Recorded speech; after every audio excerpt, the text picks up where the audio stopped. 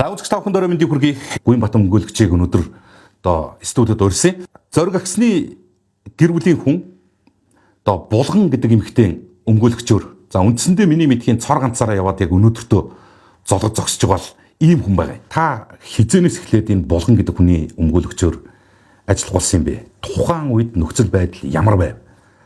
Ганцаараа яваад байгаа. Тэгэд энэ хэрэг дээр бол олон хуульч эрх зүйч хүмүүс бол ерөөсөө булган гэдэг хүн бол нэг өмгөөлөгчтэй яваад энэ хэргийг ард гарах хэцүү гэдэг тийм ярианууд их олон явж илээ штэ. Тэгээ яагаад одоо 2 дахь 3 дахь гэдэг юм уу?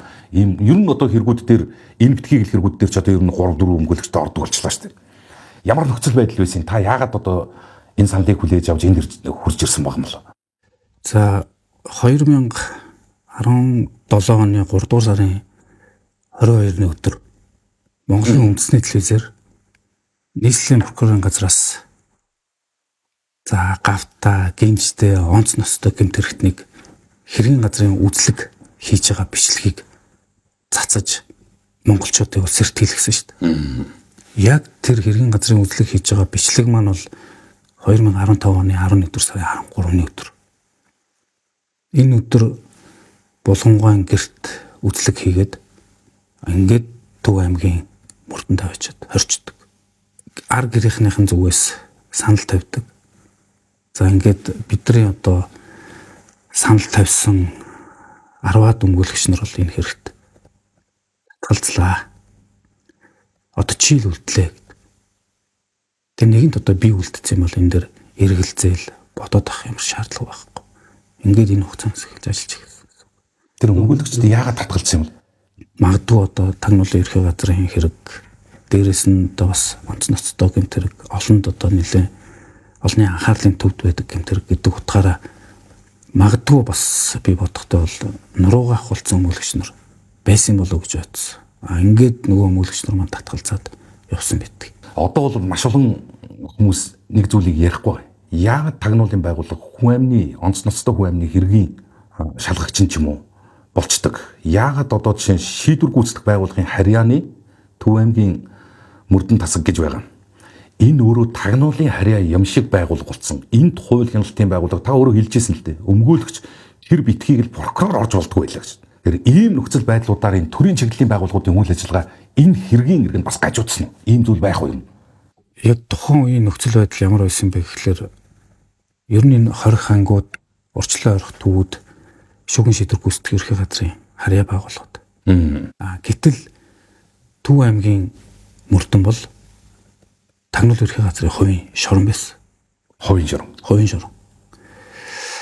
Яагаад ингэж хэлж байна? Тэг би за намайг оруулахгүй юм байна. Тэ? Прокурор та орооч. Хэрэг бүртгэх мөрдөн бацах ажиллагаанд хяналт тавьдаг. Ял эдлүүлэх ажиллагаанд хяналт тавьдаг. Энд хүний эрх зөрчигдөж гин үү гэдэг та хяналт тавих хэрэгтэй. Та оролдоо энэ шиг. Тэгэхээр би орч чаддгүй магад. Тэгээ хэсэг байж атал тагнуул ерхий газрын дангасан 2 3 маш ярил шууд ор. Тэгээд хэсэг хугацааны дараа прокурор болон өмгөөлөгч нарыг оруулна. Цаашаага хин ирлээ юу боллоо яалаа гэдэг бүх мэдээллийг тагнуул ерхий газар руу мэдээлчиж дараагийн асуудал явдаг. Ийм л байсан. Булган гэдэг хүний эрх маш их зөрчигдсөн гэж яриад байгаа шүү дээ. Маш их дарамтанд байсан, маш их шахалтанд өртөжсэн гэж энийг л одоо би танаас тодруулж асуугаад байгаа юм л да. Тэр байцаалт нэг 2 3 ч юм уу 4 удаа ч юм уу мардгүй авсан гэдээ нэг юм протокол тэмдэглэл байна. Яаж авагдчихсэн юм бол гэдэг нь аюул сонирхолтой. Тэгээд булган гэдэг хүн чи өөрөө ярихдаа тэгж л шүү дээ. Надаас бол юм асуудаг байсан шүү дээ. Тэгээ юм асуухгүй байцаалт гэж юу байд юм болов? Ер нь бол нэг хэлбэрийн эрүүдийн шүүлтэл их л тэнд байсан л да. 98 оны 10 дугаар сарын 2-ны өдрийн хэргийн газрын үзлэгийн зургуудыг харуулдаг. Одоо аллагын яг ингээд дэлгээд тавьсан байна шүү дээ. Тэгэхээр тэр хүнийг одоо жишээ нь сэтгэл зүйн хувьд л хэрхэлж байгаа байхгүй. Хүн галзуурвал яах? Харин галзуурчаасаа л гэж бодож байсан. Галзуурсан бол энэ хонглын нөхдүүд 100% ашигтай ирэх байсан байхгүй. Одоо онц ноцтой тэр хэргийн материал давагдсан зургнуудыг өмнө нь дэлгэж тавьчихаал за булгангуй таны хэрэг нотлогдчихлоо та удахгүй явна баяртай л гэдэг л юм яриад идэг. Тэгэд эн чинь байцаалт гэж тэмдэглэгдээд байгаа шүү дээ. Асуусан зүйл юм байхгүй байгаа юм чинь. Байхгүй тий. Тэгэхээр зорилго нь бол шалганд байхгүй юу? Тэр хүнийг хорж мөрдөд байгаа юм биш. Зүгээр л энэ хүнийг дугаа байлгах. Одоо тэг юу юм сэжигтэн юм уу юу юм мэдхгүй. Ялдагдаг ч юм уу Мэдхгүй. За тэгээд юм ярьж болохгүйгээ дахиад гар хэсэгтэй. Тэгээ энэ зориг бол шал ондоо хорж мөрдөж байгаа зориг. Байцаалт авах хэрэг мөрдөх зоригтой биш. Шал өөр зоригтой. Байсан. Энэ хугацаанд одоо Гүнбат гээд өмгөөлөгч бол ингээ ганцаараа яваад байна шүү дээ энэ 10 жил. Зүгээр хувь өмгөөлөгчдөр одоо Гүнбат гэдэг хүн дээр булганы хэргийг өмгөөлж байгаатай холбоотойгоор иржсэн дарамт чагалт гэж юм байх уу?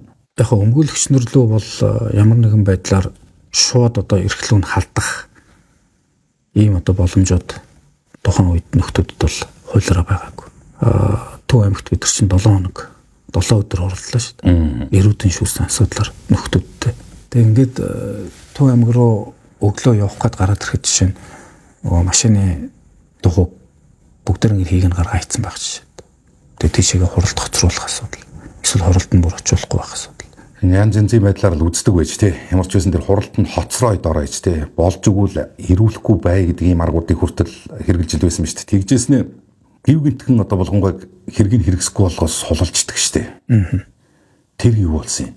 Одоо тэр тухайн үед ажлын хэсгийн дарга улсын ерхий прокурорын орлогч Эрдэнэт гэдэг нэр хүчсэн. Тий. Сүүл ялаваа явсан шүү дээ. Тий.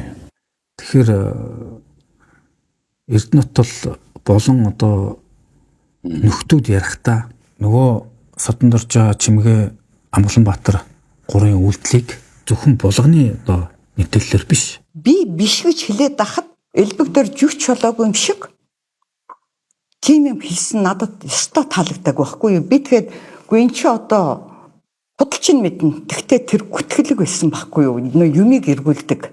Элбэг дөрж гэдэг хүн бол Монголын эмгэнэл шүү. Цорын ганц гэрч булган шүү дээ. Тий. Өөр гэрч гаргаж ирдэг.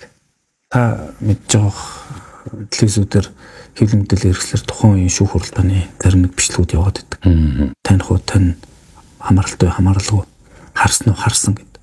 Булгангой хувьд бол тухайн одоо процесс яг алхахыг мэдэх хүний хувьд те энэ хүмүүс биш шүү гэдэг үгийг хэлснийхэн төлөө 11 сар орж мөрдсөн шүү дээ.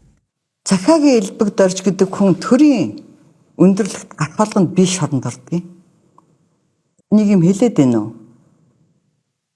Би хэлээд байна гэж бодож байгаа. Тэгээд түрүүний миний хэлснээр батлагдсан ямар ч асуудал үүсчихсэн нөхдөд гинт нэг өдөр хэрэгсэхгүй болгоод. Харин тий. Яагаад тэр шүүх хуралдаанд орох юм бол Чингис Содондоржийн хоёрын шүүх хурал би гол хүн нахгүй юу? Гэрчээ Илчдэг гол хүн шүү. илчдэг гол хүн. Оруулаагүй намайг би оръё гэдэг ахад. нөхдүүдийн хүсэл биелэхгүй байхгүй. Хүсэл биелэхгүй. Нөгөө зохиож гаргаж ирсэн дөрүүд нь оновчгүй болчих гээд шүү дээ, байхгүй болчих гээд. Жишээ нь хэвлэл мэдээллийн хэрэгсэл төр Төв аймагт болсон асуудлуудаар Төв аймгийн Орох ангийн тэр камерт болсон бичлэгүүд байна шүү дээ. Энэ бичлэгүүд болон бусад бүх нотлох баримтуудыг тэр прокурор орлогч Эрдэнэт гэж нөхөр бүгдийг мэдж байгаа. Бүгдийг мэдээд хэрэгээ тэрвэрэд улсын дэжүүхийн хуралдаанд яллах байр суурьтай орсон. Их тийм сонин логикгүй юм яваад байгаа юм тий. Тэгээд өөрсдөө юу гэдэг вэ гэхээр хаа хамаагүй газрууд хүмүүсээр нотлогоо хэлгээд байдаг. Тэгээд одоо тэд нар нэг юм санаа зовоод яриад байдаг шүү дээ. Бидний энэ нотлуулсан энэ хүмүүсийн баримтууд хөсдөж байдаг. Тэгээ нөгөө гэрчилсэн хүмүүсийг янз бүр болгож байдаг. Тий. Гэрч нь энд байдаг шүү дээ. Ер нь бол цорын ганцхан гэрч байгаа шүү дээ. Тэдний өөр олон гэрчийн тухай яриад байдаг шүү дээ. Гудамжинд энэ хүнийг явж байхад нь харсан уу гэдэг. Тэгээ энэ харсан, энэ гудамж тэнд явж байсан л гэдэг. Тэр яг хэргийг нотлож байгаа нотлох юм уу? Гэл ингээл асуудал шал өрөөд дараа нь яагаад нийслэлийн прокурор хэргийг хэрэгсэхгүй болох санал гаргав. Тий. Улсын дэжүүх нэр тийм биш дээ гэд яагаад шийдвэр гаргав. Чи яллах саналтай байсан байгууллага шүү дээ. Энэ их тийм сонин. Зүгээр би одоо нөгөө мэрэгжлийн өмгөөлөгчийн хувьд л асуух гэж байна л да. Монголын тэгээд энэ хууль шүүхийн салбарт үнэхээр одоо яриад байгаа юм чи баг нийгмийг баг бид нэр айдас хөтлөөд байгаа юм шиг ийм агуулгаар хүртэл одоо сан шүүмжлүү зөндөл ирдэг л боллоо. ийм үнэхээр одоо угсарцсан хонгил гэж юм байсан юм уу? Одоо тэрийг өөрөөр ч хэлж болно шүү дээ. Та мэрэгжлийн өмгөөлөгч хүний хувьд бол энийг юу гэх юм? Систем гэх юм уу? Эсвэл тийм бүлгэлсэн байдал юм уу? Үнэхээр яг ингэж хэрэг шийддэг технологи байсан болж таарах гэдэг шүү дээ. Та тэр яриагаар бол таны юу гэж дүгнэх вэ? Элбэг дэржин гих 2009 оноос хойш бий болсон энэ хонгил бүрэн гүйцэд нурчаагүй байгаа шүү дээ. Энийг хийсэн улсууд нь байгаа штэ. Би бол одоо 15 хоног хэлж яана л да. Ерөнхийлөгч элбэгдэрч, гүйцэтгэгч нь хурц.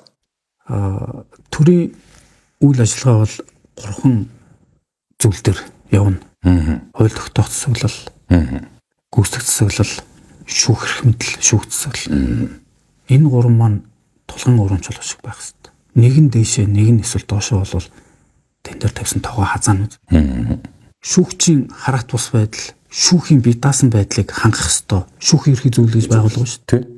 Шүүхийн ерхий зүйлийн дарга нь улсын дэд шүүхийн ерхий шүүгч. Жишээ нь та бод. Улсын дэд шүүхийн ерхий шүүгчийг ерхийлэгч томилж. За шүүхийн сахилгын хорооны даргыг ерхийлэгч томилж. Дээрээс нь шүүх эрх мэдлийн байгууллагт прокурорын байгууллага багтана. Гэтэл улсын ерхий прокурорыг орлогчтой нь ерхийлэгч томилж. Шүүх эрх мэдэл бүр данхааж аваад Тагнуулын дарга нь ордог юм уу? Тайлангаа тавьдаг юм уу? Ерөнхий шүүгч нь тавьдаг юм уу? Ерөнхий прокурор нь тавьдаг юм уу? Энэ улс чинь бүгдээр энийг хийсэн байхгүй юу? анхны тэр арчилсан хувьсгал хүмүүлэг иргэний арчилсан нийгмийг байгуулж исэн хүмүүс маань өөрсдөө энэ хуйлаа гიშгдэг байхгүй юу? Тэгэхээр би бас буруу л асуусан байна л да. Байсан уу гэж биш, одоо байгаа мó гэж асуухаар байсан юм шүү дээ. Тэгэхээр энэ маань бүр тэр 92 оноос хойш энэ үндсэн хуулиараа боломж нь байсан. Энэ л 2009 оноос эхэлсэн. 2009 оноос эхлээд ингээ нөгөө хонгол маань угсрагдаад бэлэн болоод ингээ үйл ажиллагаа явуулаад эхэлж байгаа. Яг л нэг хүнд бүх эрх мэдэл төвлөрч идэв шүү дээ. Бид нэг юм ойлгох хэрэгтэй. Өнөөдөр бид нар зөвхөн өөрсдийнхөө эрх ашигыг яриад байна. Тэ? Гэтэл нөхдүүдийн багш, доктор, чимдгой манай хуульч нар доож өгөө байна гэж ярьдаг. Өнөөдөр энэ хуульчдын нийгмийг авч явах хэрэгтэй. Гэтэл нөгөө хэдэн шавнар доож өгөө байна гэдэг үгийг нөгөөдөж нэрвүүлээд аваа явуулсан байхгүй. Доожтой байх гээд. Доожтой байх гээд. Шал өрдөж наваа явуулсан. Уг нь бол тэр чимдгай тэр хэлсэн санаа өөрөө буруу биш л байна шүү дээ. Буруу биш. Бидрийг зоригтой байх гэсэн үг байхгүй. Өнөөдөр бид нэр 5-10 жилийн хоригдсон хүмүүсийн эрх хэрэгжүүлэлтийн асуудал ярьж байна. Сэтгэл зүйн болоод одоо бие махбодын шаналлыг амссан олон 10 иргэд албан тушаалтнууд байгаа. За тэдний гэр бүл болоод тэднээс уучлалт гуйж байгаагүй штэ. Арчилсан намынхан сая орон нутагт болсон золгүй явдал, харамсалтай явдлыг ямар амар сонгуулийн шоу болгож байна. Энэ золгүй явдал яахаараа арчилсан намын боломж болчтой. Энэ нийгэмд нэг тийм гой сайхан харагдахгүй байх. Зоргоос хэн айдаг вэ? Хэн айх болов? Яагаад айх болов? Зоргийн хөшөөг хэн одоо зайлуулах гэж оролдож байна?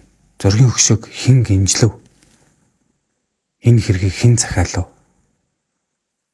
Амьсгалах боломж алга байна.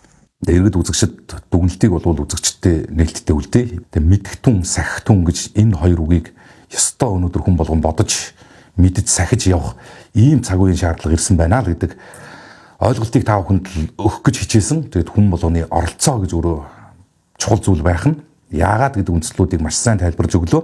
За ингээд студиуд урилга хүлээж авч ирсэн танд баярлалаа. Ажилд амжилт хүсье.